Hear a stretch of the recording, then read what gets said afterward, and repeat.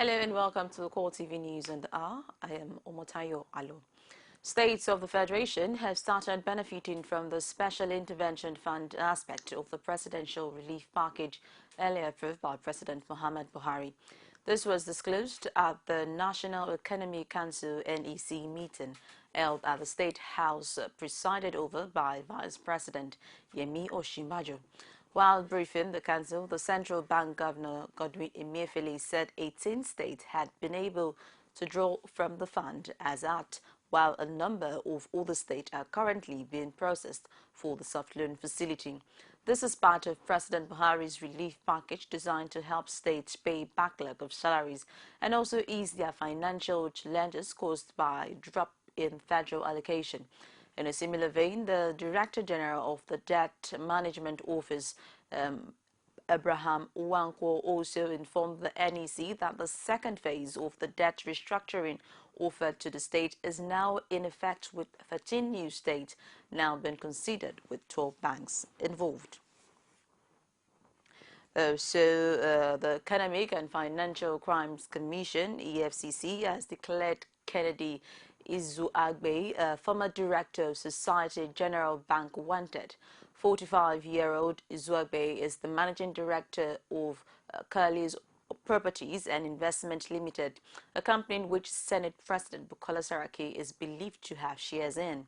EFCC said in a statement that the former Societe Generale Bank director is being investigated in a case of conspiracy and money laundering to the tune of over 3.6 billion naira. The anti-graft agency believes he has gone into hiding after all efforts to reach him failed. EFCC especially says Uzuagbe is linked to several shady deals and gross financial misconduct that took place in the bank, in which several millions of naira were granted as loan without due diligence. It other that the suspect is believed to have fled the country. The Economic and Financial Crimes Commission has arrested the trial of Yakubu Dankaba, Yaya Baba and Usman Abdullakim at Area 3 of Gaki District, Abuja, for their involvement in a 20 million naira fraud. The suspect allegedly posed as EFCC operatives with the aim of extorting the money from the FCT Water Board director. The commission said in a statement that they had written a letter notifying him of an investigation but ordered him to help him squash it. He could part with 20 million naira. Suspecting that he was about to be swindled, the director alerted the EFCC, which swung into action and caught the three suspects. The commission planned to charge the suspect to court as soon as investigations are completed. There was jubilation at the Agor Palace Way, Okota, Lagos residence of the Deputy Director Managing of the Sun newspaper, Steve Nwosu, following the release of his wife, Tony, by kidnappers. She was found around First Gate, Amuwo Dofin at about 2:20 a.m. by security operatives after abductors who demanded 100 million naira told the family and the police she has been dropped there. As early as 9 a.m., the residents' family members and friends trooped in to solidarize with them. Some of the visitors, including members of the Nigerian Institute of Public Relations, shed tears of joy after discovering that the woman has been released by her captors. Initially, reporters were denied access into the compound for security reasons, but were later allowed in after Nwosu intervened. Just the ultimate. I thank you so much that I'm alive and I'm kicking. But one thing I will tell Nigerians is, if you are doing good, continue to do it. I'm sorry we might not be able to give any details. The police said who had been on this case all along said they will address a press conference this morning and on how this happened. We don't know. All we got to know that we were asked to pick her up somewhere. Release was done at about 2:20 a.m. this morning. I personally witnessed that. I was with Mr. Steve Nwosu and other members of his family to receive Mrs. Toyin. She has debriefed us, and from the debriefing she gave us, we want to assure everyone, the people in Lagos and Nigerians at large, that the Nigeria police would deploy all necessary investigative tools that we have to make sure that we track those that are involved in this crime.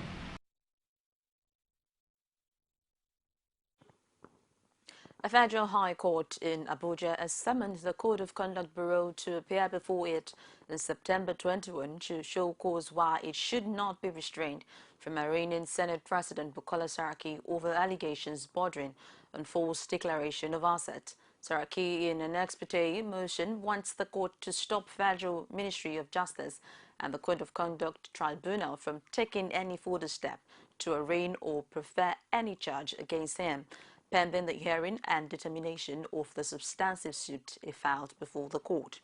In the ruling, Justice Ahmed Mohammed ordered the Federal Ministry of Justice, chairman of the Code of Conduct Bureau and Tribunal, to appear before him on Monday to show cause why they should not be stopped from arraigning the Senate President. Justice Mohammed also ordered the respondent and the motion should be served with all the court processes.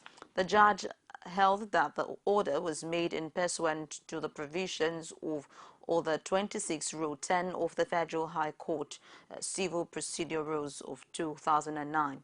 Meanwhile, report says the Code of Tribunal has ordered the police to arrest the Senate President.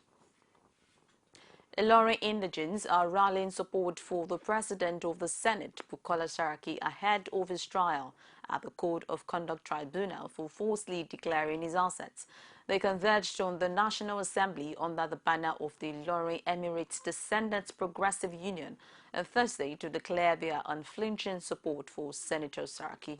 The members also expressed hope that the charges against the Senate President would be thrown out by the tribunal. For his part, the Senate President Bukola Saraki insists that he is fully focused on ensuring that Nigeria gets back on the path of glory.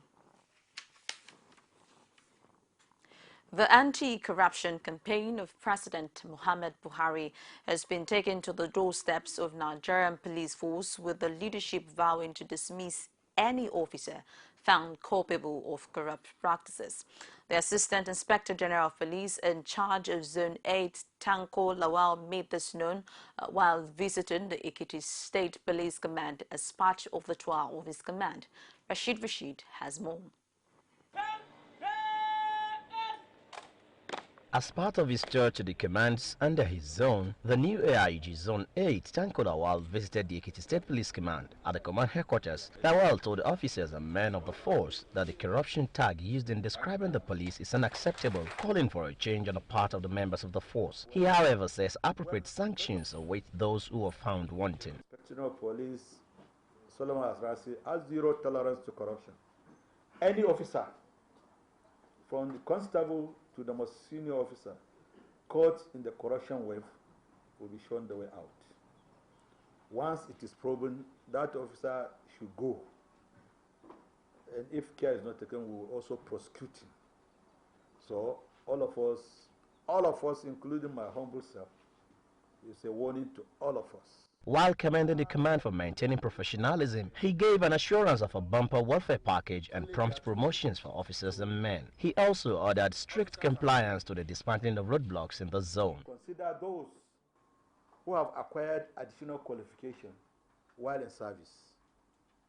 That's why the other time, all the AIGs in the country, we went round, command by command, to screen these officers. Assist us in all these areas where they noticed either they are being forced to give bribe or the road is blocked. They should tell us a particular point so that we know where it occurs and question the CP. The AIG will also visit all of divisional police commands in the state to take the gospel to all within the command, just as Ekiti citizens await the outcome, which is simply put, better policing. Rashid, CoreTV News, Ado Ekiti. Join us after this break for more. Is it crazy or autocracy? Or what type of crazy is that? Except crazy. News making the headlines. Black Maria is to carry criminals, trading looters that are in government today. Sometimes it gets confrontational. Slap you in the face. Excuse me, don't put words into my mouth. Whatever it is that will bring our military to disrepute, I said to hell. On Core Digest, I want to know why I should be believing them. Every weekday, we'll bring all of these together and take them to the court of public opinion. Everybody has a right in Nigeria, where you are the judge.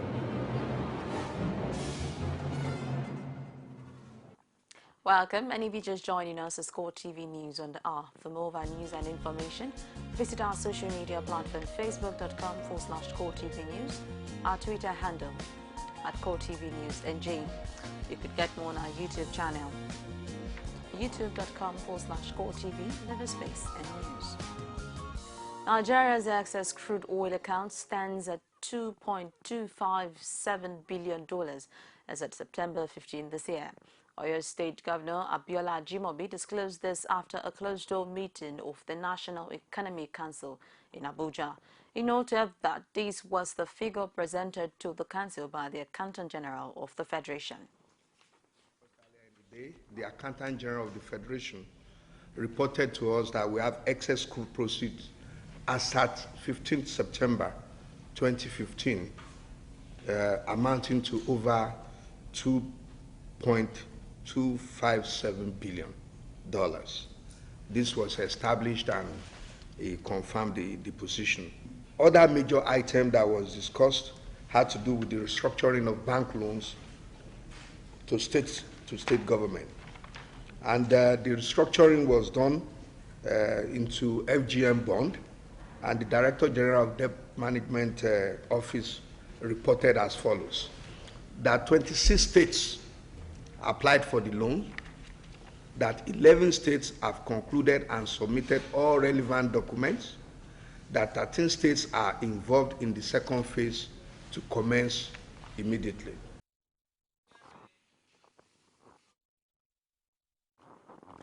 The Transition Monitoring Group is to deploy over 500 observers for the forthcoming governorship elections in Kogi and Bayelsa. TMG Chairman Ibrahim Zikiruli disclosed this at a news conference in Abuja. The coalition of civil society groups also plans to adopt the system it used to monitor the 2015 election across the country. CIA reports.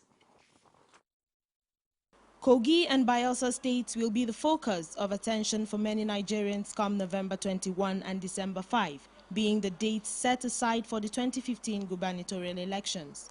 And while INEC is insisting on building on the successes of the last general elections held earlier in the year, other stakeholders are keen on ensuring that the promises are kept. One of such is the Transition Monitoring Group, which says it is ready to once again put its quick count system to task. It has already deployed local and international observers on pre-election duties in each of the states. Quick count observer will deploy to a representative radar sample of polling units in these states to track the processes and results. As always, the objective of the TMG quick count is to deter and detect electoral fraud while ensuring the votes of the people count. We are also going to have a second layer of observers who are the roving observers who will have the opportunity to visit as many polling units as possible. In fact, if resources permit them, they are at liberty to visit all of the 2,000 plus polling units in Kogi State. As for Bayelsa State, our representative random sample as drone is going to deploy observers to 250 polling units.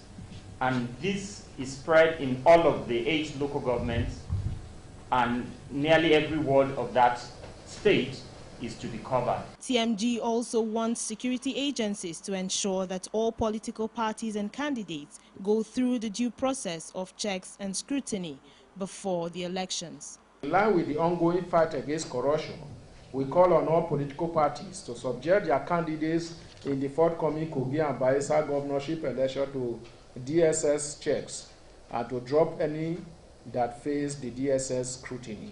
It is better to prevent corruption than spending our scarce resources to fight it. With the governorship elections in the two states drawing ever close and the assurances given by INEC on its level of preparedness, groups like TMG expect that the outcome will be another testament of credibility and transparency. Basia Ye, CoreTV News, Abuja. The police in Taraba State have arrested a number of cattle rustlers who have been terrorizing local communities in the state. Police Commissioner Ikechukwu Nwodibo said the arrest followed a strict application of intelligence and community policing initiative espoused by Inspector General Solomon Arashi. Uduak Godwin has more from Jalingo. These are some of the suspects in police custody in Taraba State. The police say they are cattle rustlers, blackmailers and armed robbers. And according to the Commissioner of Police, Ikechukwu Nwodibo, they were picked up as part of efforts to rid the state of criminal activities. Based on strict application of the principles of safer highways, our men have been stationed on strategic locations throughout the major highways of this command. This yielded fruit few days ago when 3 suspects were arrested by our men at Lakanviri along Jalingo Yola Road in possession of an Opel car. Already, plans are underway to charge the suspects to court. We are applying the principles of community partnership and collaboration with the police in this command effectively. Based on that and our intelligence-led policing approach, this fellow was arrested at a primary school when he went to pick up a ransom. He is equally going to be charged to court. He assured the public of security and also sent out a note of warning to anyone indulging in criminal activities. Udwa Godwin, CoreTV News, Jalingo. The Kaduna State government has beefed up security following the closure of 2 branches of the Assemblies of God Church in Saminaka Lera local government area over a leadership crisis. Speaking with journalists, the Special Assistant to the Governor on Media and Publicity, Samuel Aruwan, said the decision to tighten security in the area is to avert a breakdown of law and order. He also appealed to leadership of the Assemblies of God Church, Saminaka district to reconcile themselves for peace to reign among its members. It will be recalled that Kaduna State Security Council had on Wednesday announced the closure of 2 churches, a seminary school as well as a hospital in Saminaka after a government's effort to resolve the crisis failed. Authorities of the Federal Polytechnic Auchi have commended the Tertiary Education Trust Fund, TET Fund, for creating a conducive learning environment in the school. The rector, Dorothy Kiabo, hailed the intervention agency while receiving its officials who were in school for an on-the-spot inspection of project. The rector assured the government officials that the school will make good use of the facilities and make a case for more assistance. So much. What I have benefited in the last 3 years, I cannot really put in words. I'm back here to be a better teacher, a better lecturer, a better researcher, and I strongly believe in myself and based on what I've benefited, that I'll be able to impact on the students better. And in terms of administration, I also learned a lot how to administer a department. Where I studied, the program is sort of customized. If you're into teaching, you do a lot of teaching practices, which I did. I was taught how to use the social media to teach students, especially when you have a number of students. I did wikis with students. Even Facebook, which is like a play platform, was used for academic purposes. And students love it. And I know that here too, I'll start teaching from next semester. I know that students here will also enjoy it. In Myanmar Leadership and Citizenship Forum, a program of the wife of the Imo State has held its quarterly empowerment program for students of secondary school in the state. Imo State correspondent Ajibade Alfeso was at the event and filed in this report. The wife of the governor, Norma Nkechi Rochas Okorocha, in her speech to participants says the program is designed to empower students and equip them to move to the next level. She also listed some of the strides made by the initiative. What is most important for these our students to know, if actually they've not made that known to themselves, is for them to discover who they really are.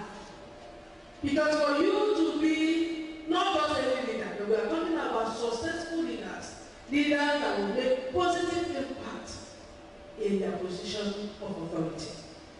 And for you to be that leader, first of all, because you're already a leader, because you're different in your various secondary schools. The moderators at the training program, Linus Okorie and Ubong Essien, challenged the students to look beyond just sitting in the class and see themselves as leaders. If you have a small mind and you are given a position, the truth of the matter is that you cannot make a difference. You might be handsome, you might be beautiful, but leadership starts from the mind. How many of us want to be great here? Let me see your hand. Continue to dream. It is possible to be great. You want to become like some of the great persons he has talked about.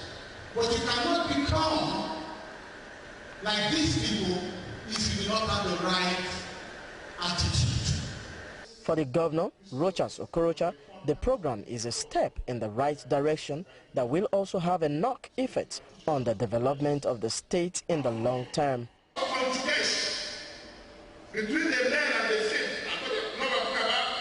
there's what is called the release of spermatozoa.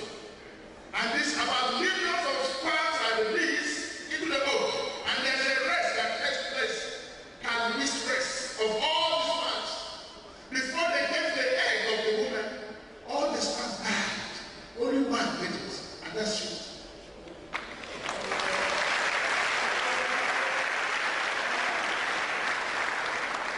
Standing by my side, I want to believe that these are known faces, and I want to believe that God has already put together a team that has passion.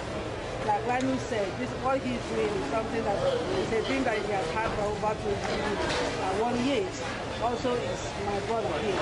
So these are a group of persons that believe in having true leadership in our society. With these and other related programs, it is hoped that the designed effect of developing leadership and capacity in the students will be achieved. Ajibade Awofeso, CoreTV News, Owerri. And on the foreign scene, fighters belonging to the Pakistani Taliban have attacked an Air Force station near Peshawar, killing at least 16 people. The Pakistan military's media wing announced that at least 3 security officers and 13 fighters were killed, while 25 people, including 16 security officers, were wounded in the morning assault. Rescue official Bilal Ahmed disclosed that 20 wounded military personnel have been taken to the hospital. The assault came even as the Pakistan Army is carrying out a major operation against local and foreign fighters in the North Waziristan tribal region bordering Afghanistan. And it's a wrap on CoreTV News at this hour. Thank you so very much for joining us. I am Omotayo Alo.